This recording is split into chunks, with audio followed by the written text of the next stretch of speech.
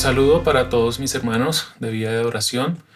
Un saludo para aquellos que nos están tal vez viendo esta transmisión por primera vez o vienen observando o participando de estas reuniones hace unos días o semanas. Que el Señor les bendiga a todos. Damos gracias a Dios por regalarnos la bendición una vez más de hacer culto a Él. Saludarles con todo nuestro corazón y seguirles animando con toda nuestra vida, el corazón, para permanecer fieles al Señor, para seguir creciendo en este tiempo que estamos viviendo. Una vez más decirles no dejar de orar por la iglesia, por el tiempo que estamos viviendo, para que el Señor en su momento, a su tiempo, nos permita, como añoramos y deseamos todos, volver a congregarnos. Hoy continuamos con la serie que hemos comenzado hace unos domingos acerca de los mensajes de Cristo a su iglesia en el libro de Apocalipsis, capítulos 2 y 3.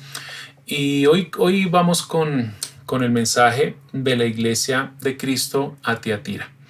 Estamos avanzando, ya hemos visto el mensaje a la iglesia de Éfeso, ya hemos visto el mensaje a la iglesia de Esmirna y a la iglesia de Pérgamo. Hoy llegamos al cuarto mensaje, que como les acabo de decir es el mensaje de Jesús a la iglesia en la ciudad de Tiatira. Para esto entonces vamos a ir al libro de Apocalipsis, capítulo 2, a los versículos 18 al 29.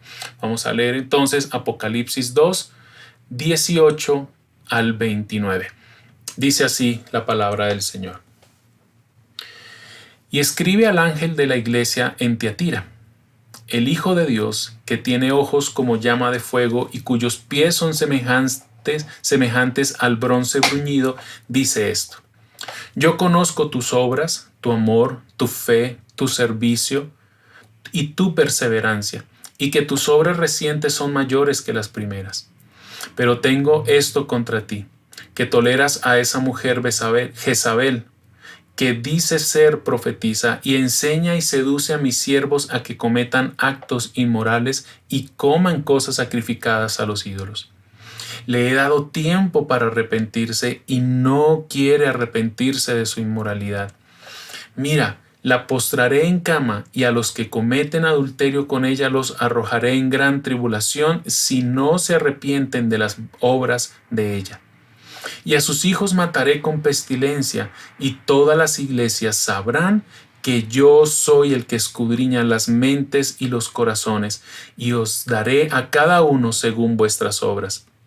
Pero a vosotros, a los demás que están en Tiatira, a cuantos no tienen esta doctrina, que no han conocido las cosas profundas de Satanás, como ellos la llaman, os digo, no os impongo otra carga.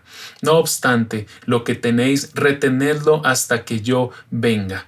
Al vencedor, al que guarda mis obras hasta el fin, le daré autoridad sobre las naciones, y las regirá con vara de hierro, como los vasos del alfarero son hechos pedazos, como yo también he recibido autoridad de mi Padre. Y le daré el lucero de la mañana. El que tiene oído, oiga lo que el Espíritu dice a las iglesias. Oremos. Dios y Padre nuestro, te agradecemos por regalarnos una vez más este tiempo en el que queremos acercarnos con temor y temblor, con humildad ante ti, para que una vez más hables a nuestros corazones por medio de tu palabra. Tú que conoces lo más íntimo de nuestras vidas, cómo ocultarte algo de nosotros, cómo querer ocultar quiénes somos, lo que hacemos, lo que pensamos. Por eso, por tu gracia y misericordia, al estar delante de ti, te pedimos que nos afirmes en aquellas cosas que estamos viviendo y haciendo de manera correcta, pero que escudriñes nuestro corazón y nos dejes ver, como oró el salmista, si hay maldad en nosotros, y que pongas tu temor en nuestras vidas para que te amemos, te honremos y seamos como iglesia, Señor, tu iglesia, luz en medio de este mundo. Espíritu Santo, háblanos y guíanos en este tiempo que vamos a estar expuestos ante tu palabra. Amén. Entonces, mis hermanos, este es el Cuarto mensaje que vemos acerca de los mensajes, de las palabras que Jesús habla a su iglesia en Apocalipsis y que, como hemos dicho, pues tienen que ver con nosotros. Este mensaje que acabamos de leer es el mensaje más largo en todas las iglesias. De todos los 7 mensajes es el mensaje más largo, pero es el mensaje dado a la iglesia más pequeña. Y en esta iglesia, como vamos a meditar en esta mañana, observamos el peligro en el que podemos estar expuestos en cuanto a ceder a la falsa doctrina, y con este error y con la falsa doctrina, el pecado en el marco de una falsa tolerancia. Si, como hemos visto, los cristianos en Éfeso estaban siendo tentados por la rigidez y la falta de amor, como si recordamos, y los de Esmirna estaban siendo presionados o atacados a través de la persecución externa, y luego, como observamos en los de Pérgamo, ellos estaban siendo presionados por el acoso y la falsa doctrina. Aquí vamos a observar cómo una de las cosas que estaban presionando a la iglesia en esa ciudad eran las presiones económicas, porque estaban viviendo circunstancias, estaban viviendo una influencia hacia el mal que los estaba invitando como cristianos a buscar una vida o una vía, un camino intermedio o alternativo a ser fiel al Señor. La iglesia a la cual el Señor habla es una iglesia que está en la ciudad de Tiatira. La ciudad tenía en su historia mayormente una función militar, porque se había convertido en un puesto de vigilancia por el importante cruce de carreteras en el cual estaba ubicada la ciudad. Y poco a poco Tiatira se fue convirtiendo en un centro comercial, en un lugar en un centro de comercio, adquiriendo entonces una gran fama por los gremios que se establecieron en aquella ciudad. Es más, los arqueólogos han descubierto que allí habían inscripciones que hablan del alto grado de organización que había, en cuanto a la fuerza de trabajo. Es decir, todo el campo laboral en la ciudad de Tiatira era un campo muy bien organizado. Casi todos los oficios eran ejercidos por artesanos que formaban gremios, por ejemplo, de alfareros, tintoreros, panaderos e incluso traficantes de esclavos. Y una de las cosas que mayormente caracterizó a esta ciudad, pues fue el teñir las telas y el fundir el bronce. Cada gremio de esta ciudad al estar bien organizados, había algo que los caracterizaba, y es que cada uno de estos gremios tenían sus propias deidades.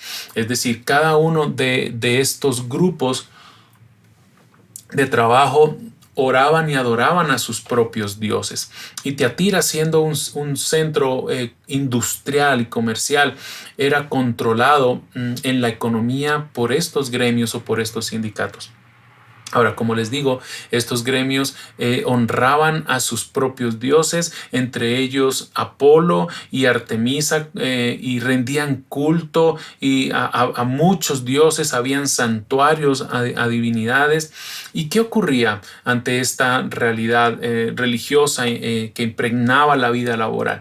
Los miembros de cada gremio tenían la obligación de asistir, por ejemplo, a fiestas, a reuniones en las cuales rendían honor a esos dioses. Y junto con esas reuniones, pues en esas reuniones comían en sus templos y luego se entregaban a la promiscuidad sexual. Y el no cumplir con estas reglas, el no participar de este tipo de celebraciones y festividades, implicaba el ser expulsado del sindicato, implicaba ser expulsado del gremio al cual pertenecían las personas, y con ello entonces perder el empleo y quedar expuestos entonces a la pobreza. Ahora, en esa ciudad Dios decide establecer una iglesia. En esa ciudad Cristo decide empezar a fundar y a edificar una iglesia. Y entonces, ¿qué ocurría? Los cristianos que se negaban a honrar a estos dioses paganos, los cristianos que se negaban a participar de estas festividades, los cristianos que se negaban a comer de los alimentos que eran ofrecidos a los ídolos en esas fiestas, los cristianos que se negaban a participar y entregarse al desorden moral en el cual todas estas personas estaban y practicaban, hacía que nuestros hermanos en esa ciudad fueran expuestos al peligro de perder sus trabajos y así perder sustento material para ellos y para sus familias. Solo y todo por el hecho de permanecer fieles al Señor. Ahora, posiblemente ustedes recordarán en Hechos 16, la hermana Lidia, una mujer Lidia y su familia posiblemente fueron los pioneros en el establecimiento de la iglesia en Tiatira y Lidia, pues su negocio era el teñir telas púrpura y como les dije, pues era un oficio muy conocido en esa ciudad. Entonces, en ese contexto, en esa ciudad, en medio de ese ambiente es que, como les digo, Cristo decide establecer su iglesia. Una vez más, como hemos venido observando en cada una de las iglesias, realmente la iglesia es puesta en contextos muy complicados, en contextos, en sociedades, en culturas, en ciudades muy opuestas desde su idiosincrasia, desde sus prácticas, desde sus cosmovisiones, muy opuestas y contrarias a lo que la iglesia debía vivir, a lo que la escritura había establecido, a Dios mismo y al carácter de Dios. Tiatira no es la excepción y sé que nosotros como iglesia en esta generación, en este siglo, en este año, no somos la excepción también. Cada iglesia de todos los tiempos, de cada lugar donde Cristo ha decidido establecer su iglesia, está rodeada en medio de esos contextos y de esas condiciones tan difíciles. Tal vez algunas iglesias más difíciles que otras en circunstancias, pero cada iglesia ha sido llamada a que alumbremos y brillemos con el evangelio en cada lugar donde el Señor nos ha puesto. Y entonces Tiatira estaba en una ciudad en la cual sus circunstancias eran muy difíciles y estaban expuestos a grandes peligros, como vamos a observar en este mensaje. Ahora, si vamos al verso 18, vamos a leer entonces la presentación de Jesús. En cada uno de los mensajes hemos visto que Jesús hace una presentación de él. Y el verso 18 dice: y escribe al ángel de la iglesia en Tiatira, el Hijo de Dios, que tiene ojos como llama de fuego y cuyos pies son semejante al bronce bruñido. Su descripción tiene relación, como siempre, con el mensaje que Cristo va a dar a la iglesia. Y en esta presentación Jesús nos muestra que Él es el juez, aquel que está presente en la iglesia para corregirla, para santificarla, para perfeccionarla. Y leemos entonces que Jesús dice: yo soy el Hijo de Dios. Recordemos que los romanos de esa época consideraban a César como hijo de los dioses, consideraban a Apolo, que era la divinidad o el dios que adoraban en Tiatira, como el hijo de los dioses, el Hijo de Dios. Ahora, Jesús está diciendo: esos dioses son falsos, esos dioses a los cuales adoran en tu ciudad son falsos, no son nada. Yo soy el Hijo de Dios, yo soy Dios. Jesús se presenta como el único Hijo de Dios, quien está por encima de todos los dioses, quien está por encima de cualquier dios que el hombre se haya creado o fabricado. ¿Y qué nos dice Jesús de él? Que él tiene ojos como llama de fuego. Él es Dios, el que está presente en su iglesia para corregirla.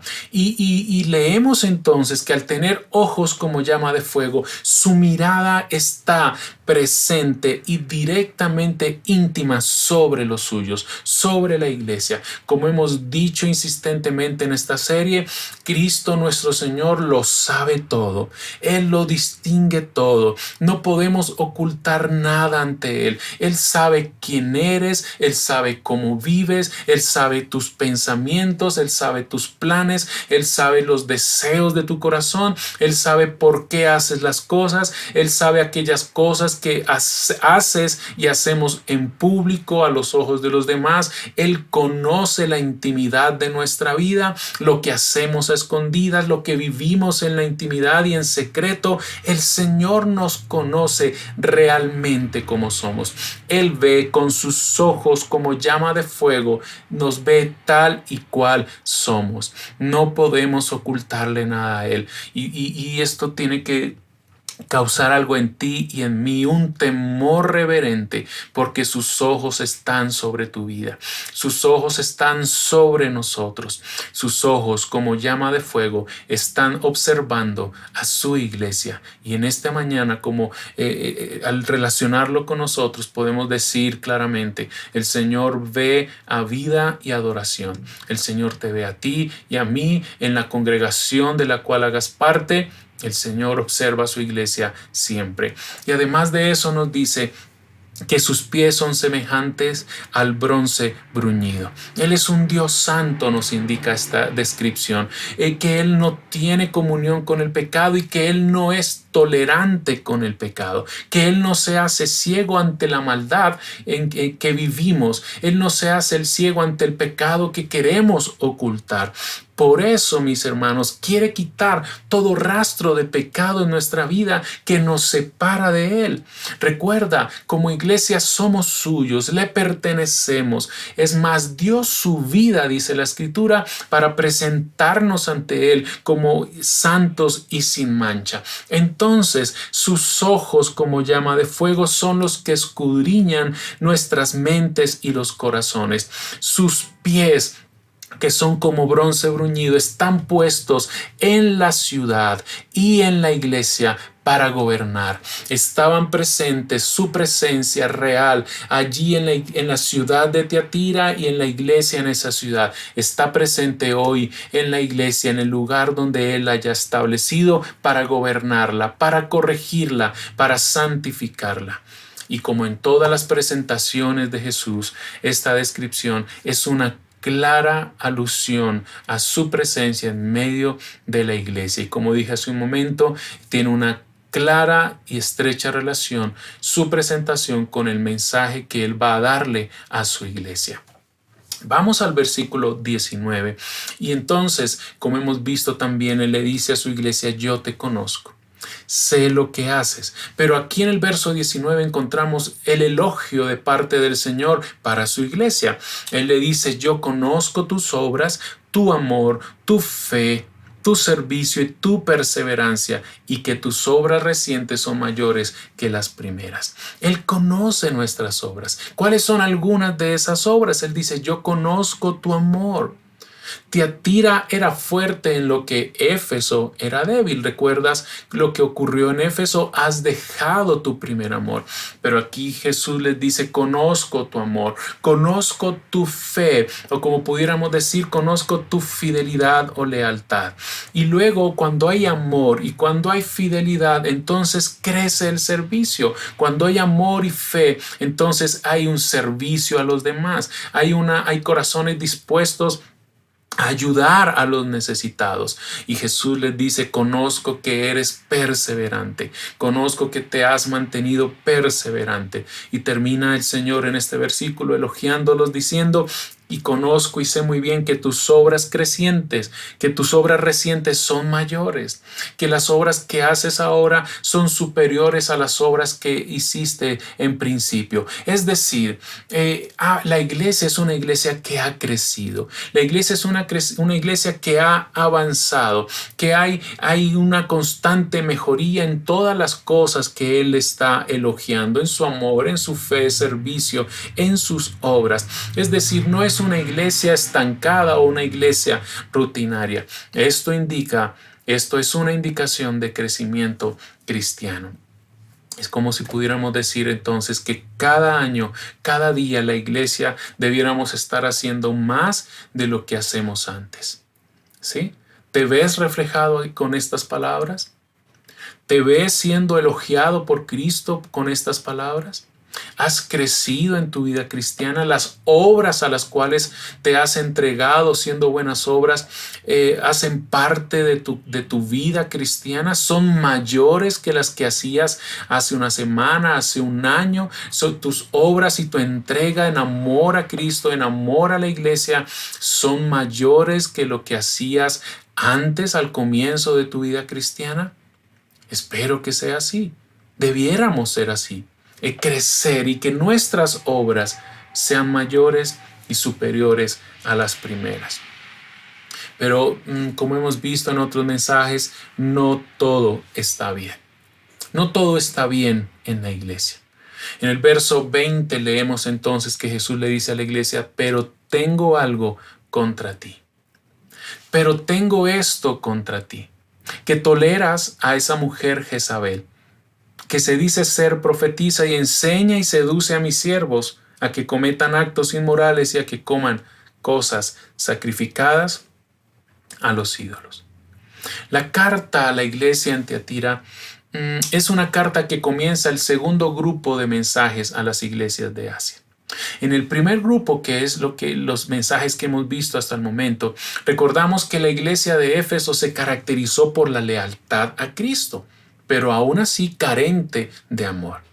Luego vimos que Esmirna era, en su lealtad fue probada a través del fuego y la persecución y fueron llamados a permanecer fieles al Señor aún a pesar de la gran tribulación. En Pérgamo, a la lealtad a Cristo le faltaba pasión y entrega por lo moral. Y al llegar aquí a Tiatira, como en las iglesias de Sardis y la Odisea más adelante, la situación es mucho más grave. Aquí no era simplemente una minoría que era indiferente en cuanto a la iglesia. Había una gran mayoría, un gran número dentro de la iglesia que había empezado a ser influenciados y estaban cediendo a las influencias de falsas enseñanzas, de falsas doctrinas. Y recordemos que falsas doctrinas, falsas enseñanzas llevan a falsas maneras de vivir, a falsas conductas. Y vamos viendo entonces con esto una espiral, una especie de espiral descendente. Las iglesias son cada vez más influenciadas por el mal que las rodeaba. Tiatira entonces estaba en grandes problemas. El problema y el peligro de Tiatira era interno, era al interior de la iglesia. Y entonces ahí, ante esa realidad, es que Jesús, el que mira con ojos de fuego, conoce y sabe íntimamente el pecado de su iglesia. ¿Qué dice que toleras a esa mujer Jezabel? Jezabel, recordarás que a Jezabel posiblemente había una mujer en la iglesia que se identificaba como profetisa, pero Jezabel es un nombre simbólico de seducción a la idolatría y a la inmoralidad. El nombre Jezabel nos habla de la influencia, esa influencia que presiona sobre los creyentes. Y realmente este nombre es muy característico porque en el Antiguo Testamento recordarás que Jezabel fue la peor reina que tuvo Israel, casada con el peor rey que tuvo Israel. Y podrás luego, y te animo a que lo hagas, leer en el primer libro de Reyes, capítulo 16 en adelante. Cuando Acab, el rey, se casó con ella, esta mujer Jezabel influyó sobre él de tal manera que trajo a la idolatría a Baal, trajo la adoración a Baal al pueblo de Dios, incitó a su esposo y incitó a toda una nación hacia la idolatría y a la inmoralidad al pueblo de Israel. ¿Sabes qué hizo esta mujer? Ella estableció lugares de adoración a los falsos dioses y aquellos que no cedieron a las incitaciones de Jezabel, como los profetas de Dios, entonces ella los persiguió y ella los asesinó. Recordarás a Elías que él huyó ante la amenaza de esta mujer.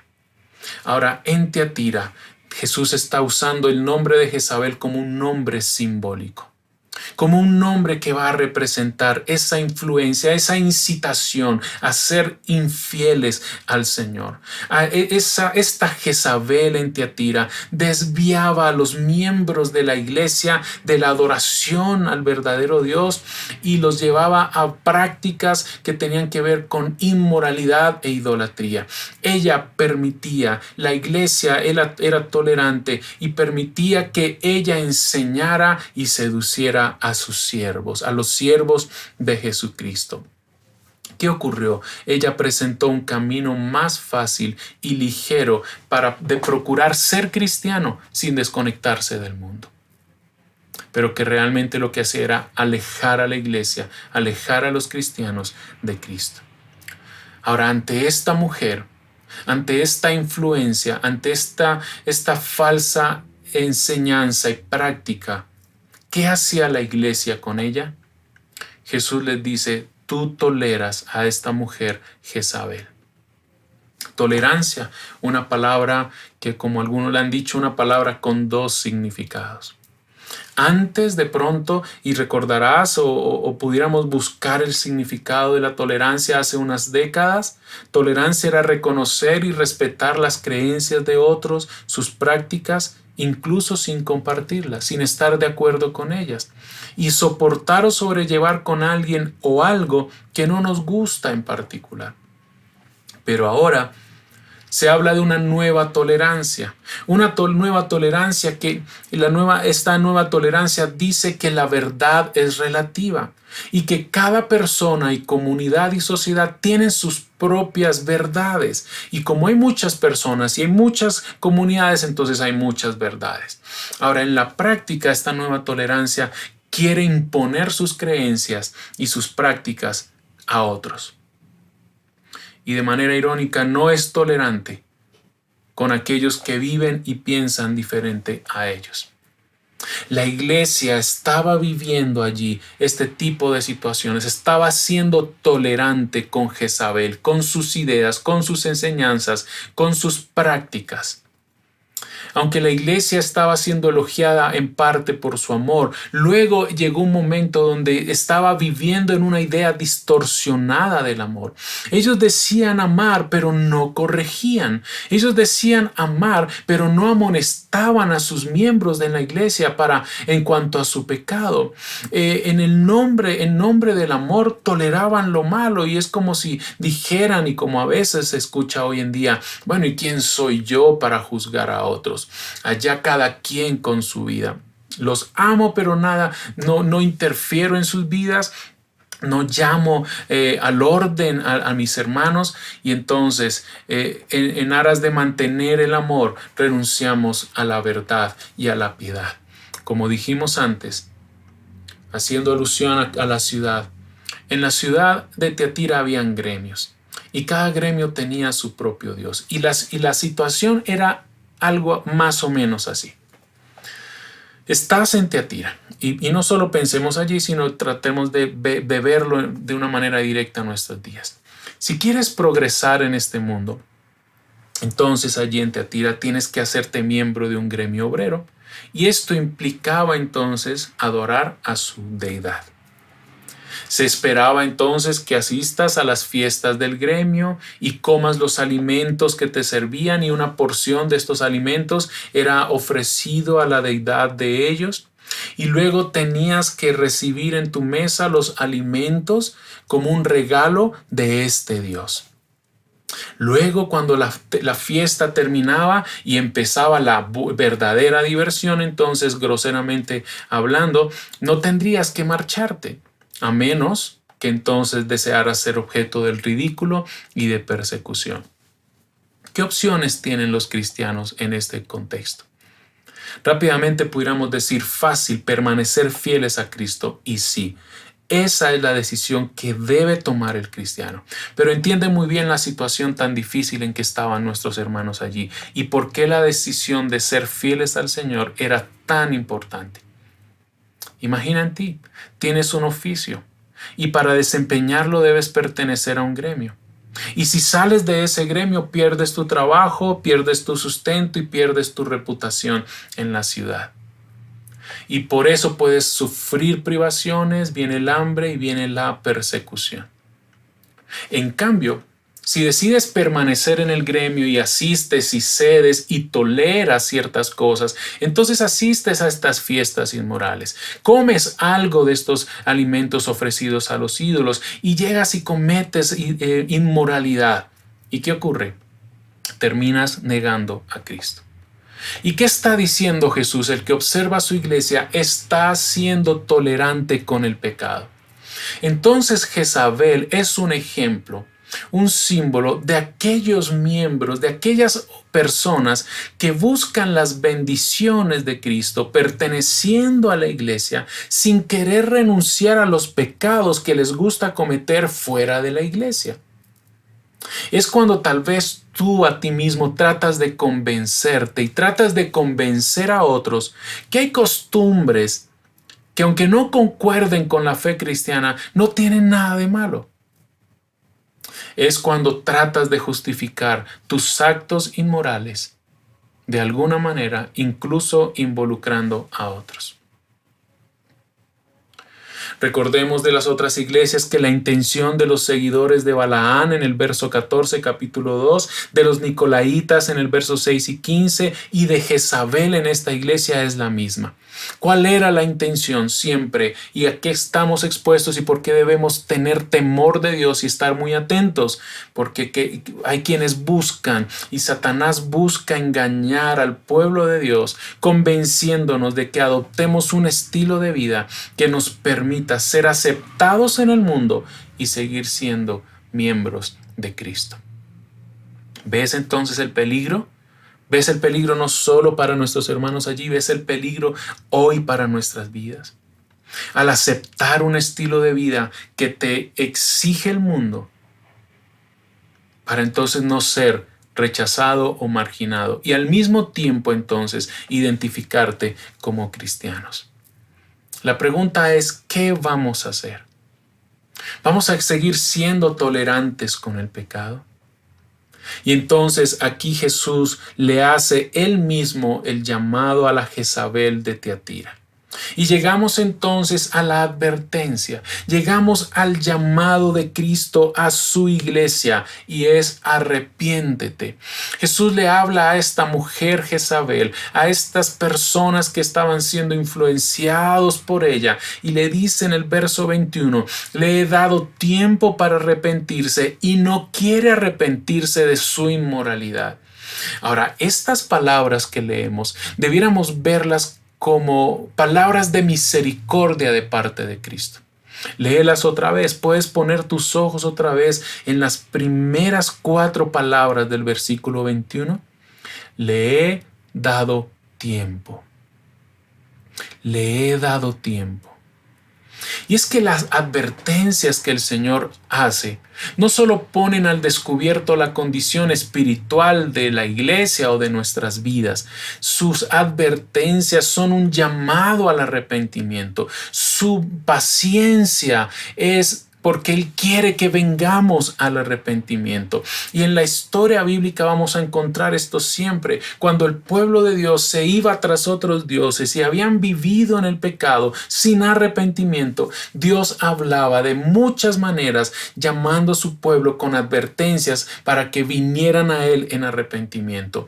No bastaba con que la gente fuese llamada a la fe y se sintiera condenada. Para ser redimidos, para ser restaurados, debían acompañar esta fe con arrepentimiento. ¿Sabes cuál es el peligro para tu vida y mi vida hoy? El peligro está en que nos sintamos cómodos con el pecado. Alguien escribió diciendo que tendemos a vernos a nosotros mismos como principalmente buenos. Y entonces comenzamos a minimizar nuestras deficiencias, comenzamos a ver no tan graves nuestros fracasos morales. Entonces, ¿qué pasa? El pecado se convierte en algo familiar para nosotros y estamos entonces contentos con el pecado. Y luego vamos y justificamos lo malo que hacemos, por lo que entonces nos hace sentir mejor con nosotros mismos porque queremos callar nuestra culpa. El pecado ofrece satisfacer de nuestros deseos, por lo tanto se convierte en algo atractivo. ¿Y qué pasa? No vemos las cosas como Dios las ve. Y no estamos de acuerdo con su estándar de santidad. Por lo tanto, aquí quiero hablarles muy claramente de algo, mis hermanos. El papel tan fundamental del Espíritu Santo en nuestras vidas. El Espíritu Santo busca y quiere, ha planeado conseguir que veamos las cosas como Dios las ve. En la conversión, por ejemplo, el Espíritu Santo abre nuestros ojos para que veamos el pecado de la manera en la que Dios lo hace. Y luego al caminar siendo discípulos de Cristo, constantemente nuestra mente está siendo transformada de tal manera que veamos como corrupción, como algo horrible, aquello que es horrible y detestable para el Señor. Dice el verso 21, le he dado tiempo para arrepentirse y no quiere arrepentirse de su inmoralidad. Aquí te pregunto, una vez más, ¿te identificas con este versículo? ¿El Señor te ha dado tiempo para que vengas a Él y no quieres? ¿El Señor cuántas veces te ha llamado y ha cerrado tus oídos a su voz? ¿Has sido tolerante con el pecado? Y el Señor una y otra vez te ha llamado para que vengas a Él y no quieres arrepentirte de tu inmoralidad. Pero yo pregunto y yo digo, ¿qué debe tener un verdadero arrepentimiento? Porque tal vez has sentido pesar o has sentido culpa por tu pecado. Y arrepentimiento para todos los que me escuchan hoy no es solo sentirse mal por el pecado. Necesitamos con urgencia que el Espíritu Santo intervenga en nuestros corazones, obre con su poder y nos convenza realmente del pecado. Y quiero mencionarte rápidamente qué debe tener un verdadero arrepentimiento. Primero, un verdadero arrepentimiento debe tener una conciencia del pecado. Es decir, piensa en esto. Todos pecamos todo el tiempo y pecamos mucho. Debido a esto, parte de la obra de convicción del Espíritu Santo es hacernos conscientes de cuán pecadores somos. Él nos muestra cuán mal cometemos y con cuánta frecuencia pecamos. Aún aquellos pecados espectaculares, aún aquellas buenas obras que contaminamos con nuestras malas intenciones. Él viene y nos da una conciencia de pecado. Ahí comienza a trabajar el Espíritu Santo para llevarnos al arrepentimiento. Luego, ¿qué hace Él? Genera y provoca en nosotros la repulsividad por el pecado. Cuando el Espíritu Santo nos convence de Él nos muestra que nuestro pecado es realmente repugnante, que es detestable, que es nauseabundo, que el pecado en nuestra vida es una asquerosa corrupción que está pudriendo nuestros cuerpos y nuestras almas. Y eso es algo que solo podemos ver si el Espíritu Santo obra de esa manera en nuestra vida. Él nos hace ser conscientes que el pecado que cometemos, cualquiera que sea, es tan terrible que requirió la muerte del único Hijo de Dios para salvarnos. Luego el Espíritu Santo nos lleva entonces a ver lo ofensivo del pecado. Bajo la convincente obra del Espíritu de Dios llegamos entonces a comprender que nuestro pecado es grave porque ofende el carácter santo de Dios, porque viola su santa ley y entonces merecemos su ira. Él nos hace darnos cuenta que estamos perdidos y condenados y descubrimos entonces que el juicio que Dios ha establecido, descubrimos y nos damos cuenta que lo que Cristo ha dicho hacer con nuestras vidas a causa de nuestro pecado es cierto, es real y que lo único que podemos esperar es su ira y su castigo. Y entonces llegamos a un punto en el que entramos en un desespero a causa del pecado. El pecado nos pone en una posición y esa convicción del Espíritu Santo nos lleva a una posición de desesperanza porque nos hace ver que somos incapaces de agradar a Dios o de ganar algo del amor de Dios. Debido a la corrupción del pecado en nuestras vidas, no podemos en nada agradar a Dios y mucho menos salvarnos a nosotros mismos. Es debido a que el pecado nos pone en esta condición de desesperación, que somos completamente entonces dependientes de la gracia de Dios para recibir su perdón y su salvación. Así entonces la obra del Espíritu Santo es la que nos lleva a este entendimiento. Nos hace dejar de buscar desesperadamente la salvación por nuestro propio mérito para comenzar a ver únicamente a Cristo y a su gracia. ¿Y qué hace entonces el Espíritu Santo? Luego de todo lo que Él ha provocado en nuestro corazón, nos conduce al arrepentimiento. Nos conduce al verdadero y genuino arrepentimiento y en fe creyendo que Dios nos perdonará todos nuestros pecados y nos limpiará de toda nuestra maldad. Entonces podremos orar como oró y leemos la oración en Esdras 9:6. Y le dije en oración: Dios mío, estoy confundido y siento vergüenza de levantar el rostro hacia ti, porque nuestras maldades se han amontonado hasta cubrirnos por completo. Nuestra culpa ha llegado hasta el cielo. ¿Será esta nuestra oración? Mis hermanos que me escuchan en esta mañana, tú que no has conocido a Cristo para salvación, que me escuchas en esta mañana, esta sería tu oración. Solo lo será si estás realmente convencido de tu pecado, si realmente entiendes que Dios te ha dado tiempo para que vengas y te arrepientas. Pero leemos que esta mujer no quiso arrepentirse. ¿Qué vas a hacer tú? Jesús entonces es paciente, misericordioso, pero advierte. Y en los versículos 22 y 23 leemos: mira, presta atención, como no ha querido arrepentirse, voy a traer juicio. La postraré en cama, y a los que cometen adulterio con ella los arrojaré en gran tribulación, si no se arrepienten de las obras de ella. Verso 23, y a sus hijos mataré con pestilencia, y todas las iglesias sabrán que yo soy el que escudriña las mentes y los corazones, y os daré a cada uno según vuestras obras.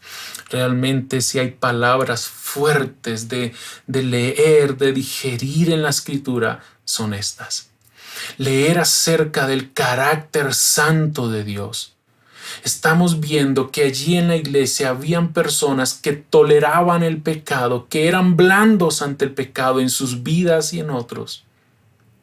Y no hablo de condenar o juzgar negativamente a otros, hablo de el temor reverente que debe caracterizar a la iglesia, de preservar la santidad y la unidad. En amor, claro está. Y entonces, aunque eran tolerantes, estas palabras de los versículos 22 y 23 nos dejan ver que Cristo no es tolerante con el pecado. No confundas su paciencia, no confundas las palabras "le he dado tiempo" como una tolerancia de parte de Cristo hacia nuestro pecado. Él está diciendo: te he dado tiempo, pero no quieres arrepentirte, así que traeré juicio. Él enviaría juicio sobre Jezabel y sobre los que adulteraban con ella, sus amantes. Y recuerda, es muy gráfica estas palabras. La fidelidad a Cristo está descrita en términos de una relación matrimonial. Y Jezabel incitaba a los miembros de la iglesia a serle infiel desde el corazón y la mente hasta las prácticas, serles infiel a Cristo. Por eso entonces no solo Jezabel, sino aquellos que adulteraban con ella y luego sus hijos, es decir, sus seguidores, quienes siguen esa vida, está hablando Jesús, que han diluido la santidad. Aquellos que se hicieron seguidores de este tipo de prácticas y de este falso cristianismo serían disciplinados. Jesús nos está diciendo aquí que Él es quien escudriña la mente y el corazón, y lo hace aún cuando Él considera necesaria su acción disciplinaria. Él tiene ojos como llama de fuego, Él que tiene sus pies de bronce en medio nuestro. Él es el juez y señor de la iglesia. Recuerda por dónde va a comenzar el juicio, y es por la casa de Dios. Al dar tiempo el Señor para el arrepentimiento, y entonces al no querer dejar el pecado, el Señor tiene que entrar a disciplinar.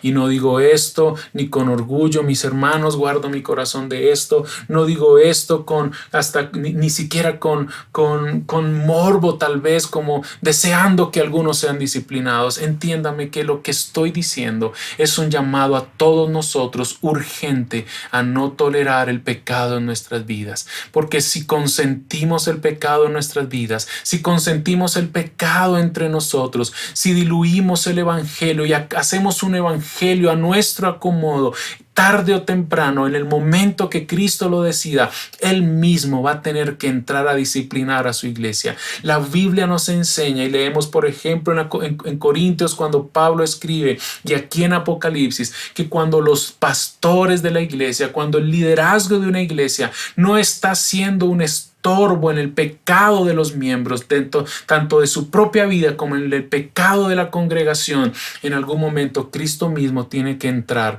y disciplinar a su iglesia y comenzará por sus mensajeros en la iglesia y luego con la iglesia.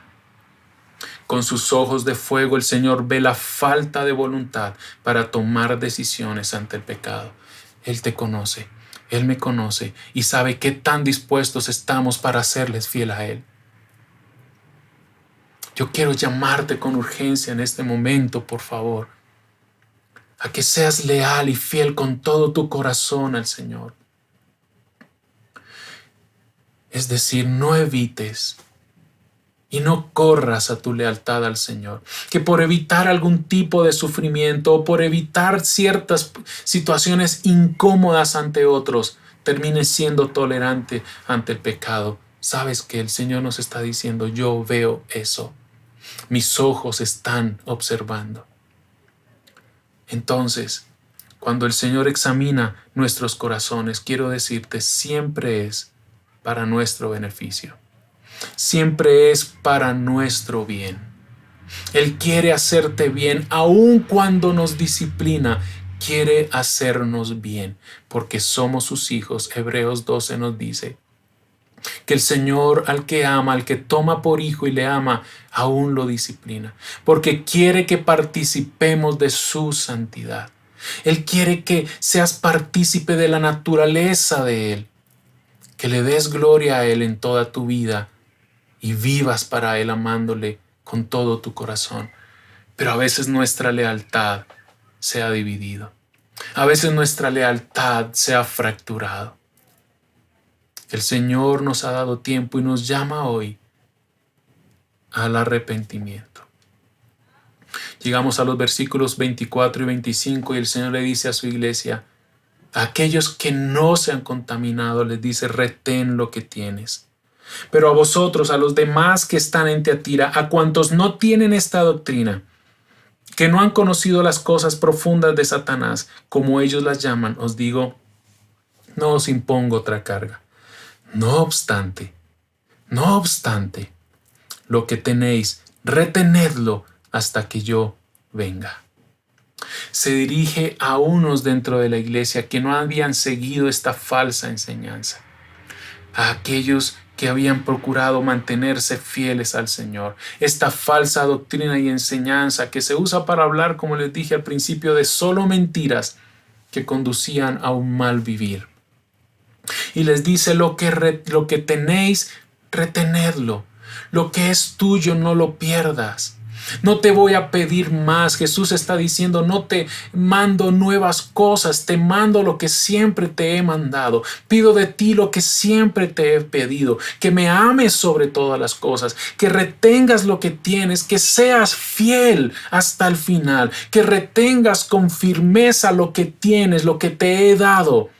¿Qué es lo que tienes? ¿Qué es lo que debes retener? Pudiéramos volver al verso 19, cuando dice, yo conozco tus obras, retén tu amor, retén tu fe, retén tu servicio, retén tu perseverancia, retén las obras buenas que han estado creciendo en tu vida. No abandones eso, nos dice el Señor hoy. No flaquees aún ante la presión de un mundo que te quiere que se quiere mostrar atractivo hacia ti. No flaquees, retén lo que tienes, abraza lo que tienes en Cristo y no cedas a la tentación de querer y pensar que puedes ser fiel a Cristo siendo leal al mundo también. Jesús nos está diciendo, retén tu fidelidad, tu amor, no abandones tu lealtad al Señor. ¿A qué costo? Al que toque pagar, al precio que toque. Mis hermanos, ¿para quién vamos a vivir? Sino para aquel que dio su vida por nosotros. ¿Para quién vamos a vivir? Sino para aquel que nos amó con amor eterno. ¿Para quién vamos a vivir sino para aquel que derramó su sangre en la cruz? Para que ya no vivamos para nosotros, sino para Él. Y ese es el mayor gozo, el mayor deleite que tú puedes tener en esta vida y luego en la eternidad. Llegamos entonces a los versículos 26 y 29 donde encontramos la promesa. Y al vencedor, recuerda, Cristo a cada iglesia le ha dado una promesa hermosa y todas ellas son para nosotros al atender a su voz. Al vencedor, al que guarda mis obras hasta el fin, le daré autoridad sobre las naciones y las regirá con vara de hierro, como los vasos del alfarero son hechos pedazos, como yo también he recibido autoridad de mi Padre, y le daré el lucero de la mañana. El que tiene oído, oiga lo que el Espíritu dice a las iglesias. Una vez más, el llamado a ser fieles, a salir triunfantes, vencedores, a través de la fidelidad y obediencia al Señor hasta el final, hasta que Él venga. Al vencedor, el vencedor, dice Cristo, es el que guarda mis obras hasta el fin. ¿Quién es el que será triunfante? Aquel que guarde en fidelidad mis obras. Y obras es muy llamativo e importante en estos mensajes. Algunos seguían las obras de Jezabel, recuerdas en el verso 19 y 22, y debían arrepentirse de esas malas obras. En el verso 23 Jesús advierte que dará entonces a cada uno según sus obras. Y ahora llama a ser fieles y guardar las obras de Jesús hasta el fin, guardar su palabra hasta el fin. Las obras en las que la iglesia debe mantenerse fiel son un constante y contraste también de las obras de pecado descritas en este mensaje. Cada uno de nosotros que decimos ser cristianos debemos caracterizarnos por esas buenas obras que Dios preparó de antemano para que andemos en ellas. Recuerda, el Evangelio dice que no somos salvos por obras, pero somos salvos para buenas obras. Es un llamado a ser fieles y a permanecer en una vida piadosa de manera personal en nuestro corazón y a vivir una vida piadosa como iglesia local. Vida y adoración no solo debe caracterizarse por un celo por la buena y sana doctrina. Vida y adoración debemos caracterizarnos por un amor fiel y leal al Señor y por amor genuino entre nosotros, aun cuando eso requiera llamarnos al orden entre nosotros. Vida y adoración debe caracterizarse también por una vida piadosa, por hombres y mujeres que amamos al Señor, que alumbramos con el Evangelio, con nuestras palabras y con nuestras vidas. Y vida y adoración debemos ser fieles hasta el fin, mis hermanos y hermanas.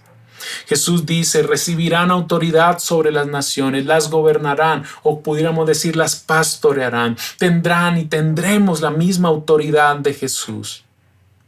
Jesús le dará a su iglesia dominio sobre las naciones, sobre esos pueblos que están en contra de Cristo. Un día Apocalipsis nos dice, Él le dará victoria a su iglesia sobre aquellos que la persiguieron, sobre aquellos que quisieron hacerle daño, sobre aquellos que quieren destruir la iglesia. La iglesia triunfará para la gloria del Señor. ¿Y sabes qué más les promete Jesús? Les daré el lucero de la mañana. ¿Quién es el lucero de la mañana? Jesús mismo. ¡Qué hermoso! Él promete darse a sí mismo a su iglesia.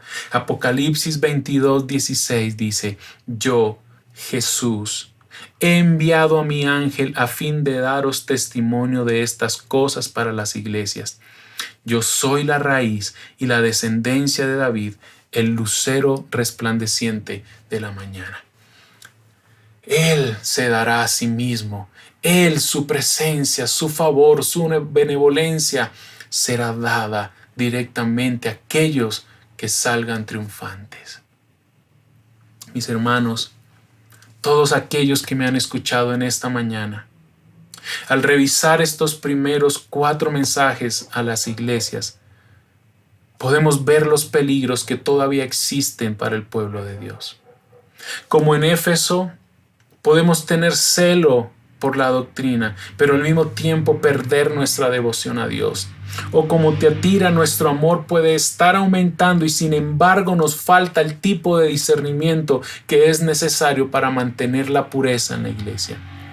Como Pérgamo y Tiatira podemos ser tolerantes del mal que contristamos al punto de hacerlo al Espíritu Santo y estemos invitando al juicio del Señor sobre nosotros. Para nuestros hermanos allí, ser fiel al Señor era como cometer una especie de suicidio económico, porque rechazaban los requisitos mínimos para ser miembros de un gremio.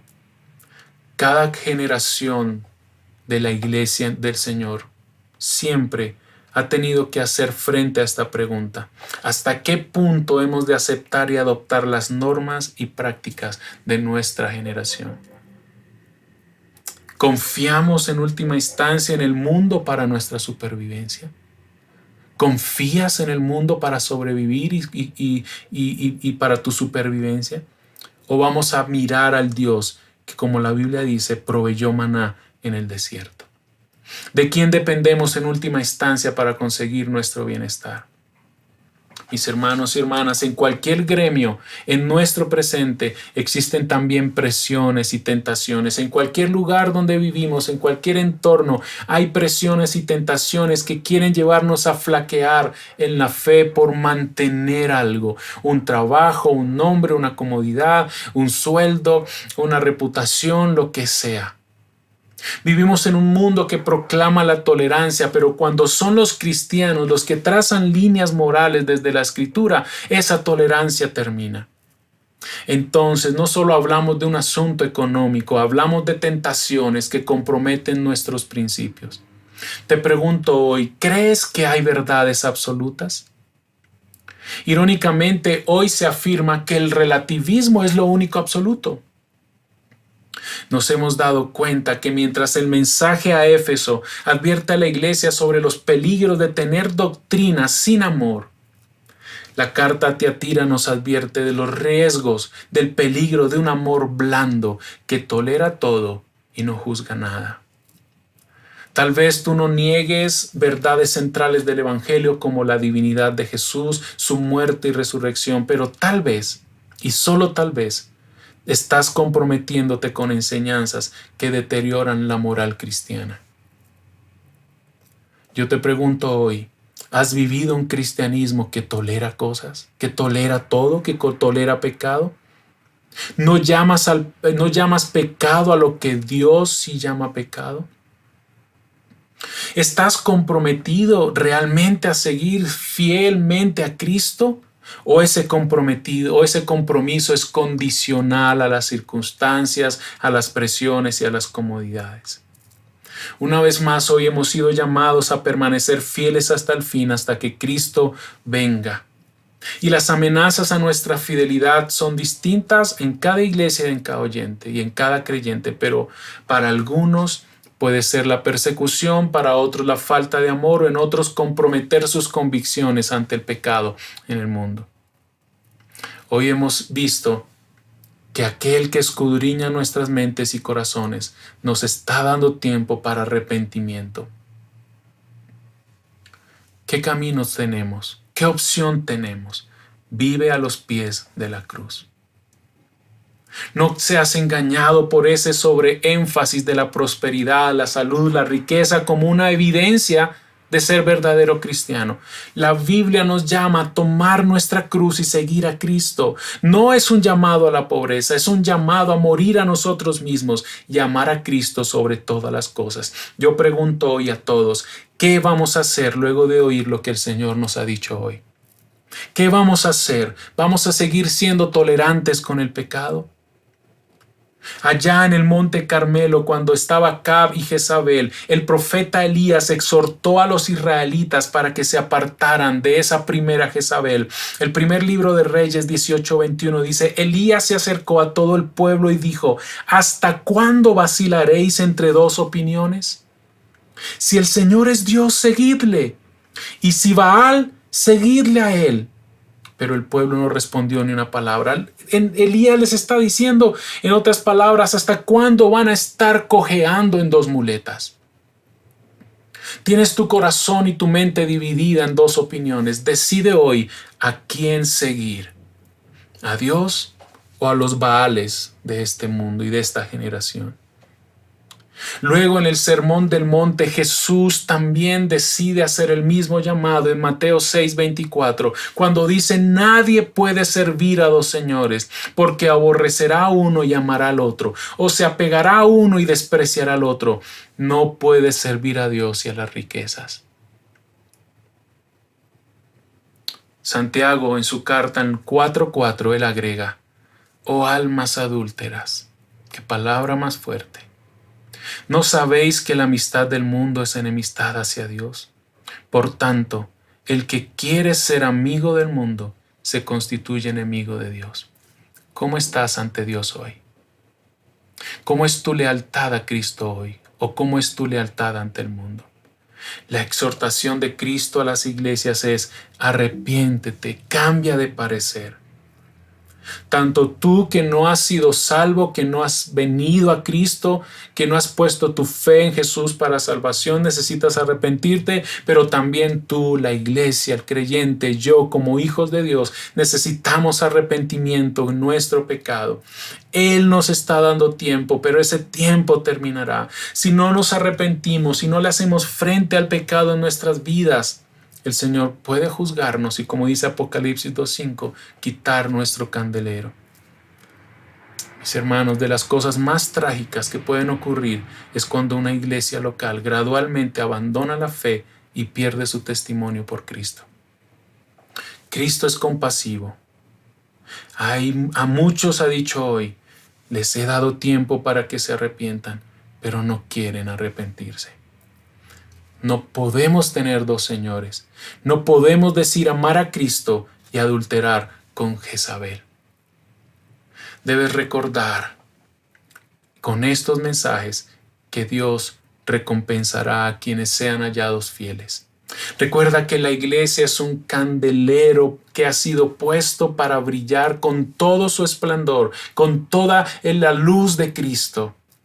Lo que Él nos promete por mantenernos fieles a Él es realmente hermoso, glorioso y eterno, totalmente diferente a lo que la Jezabel de nuestros días nos puede ofrecer. Tiatira, la iglesia allí toleró el pecado. Nosotros no hagamos lo mismo. Cristo nos conoce y nos dice: retén lo que tienes hasta que yo venga.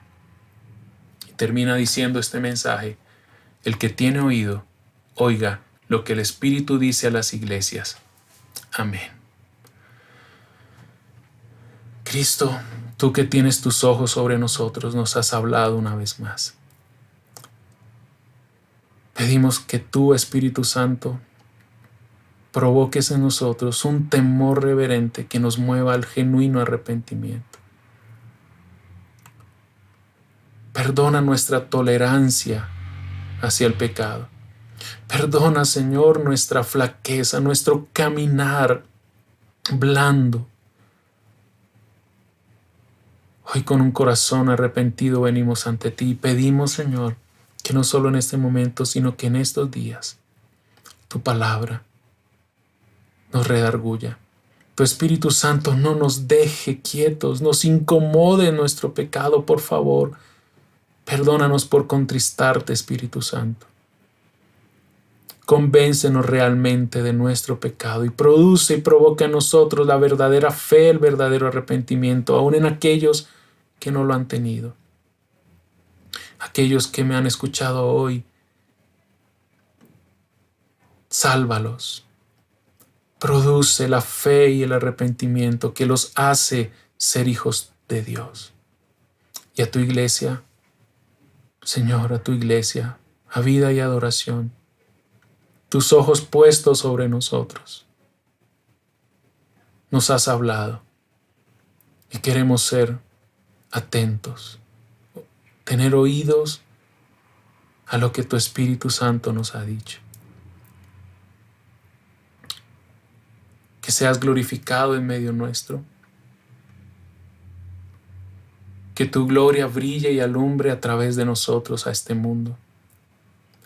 Y Señor, Sí, queremos ser fieles, fieles a ti en todo tiempo. En tu nombre oramos y agradecemos. Amén. Una vez más, el Señor les bendiga, les amamos enormemente y que el Señor siga hablando y trabajando en nuestros corazones de manera personal y como iglesia. Y recuerden, Jesús nos da vida y respondemos a Él en adoración.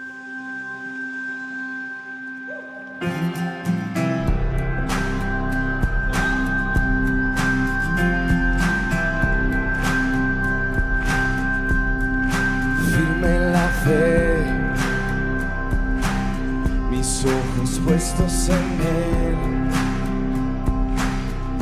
aunque mi mundo caiga,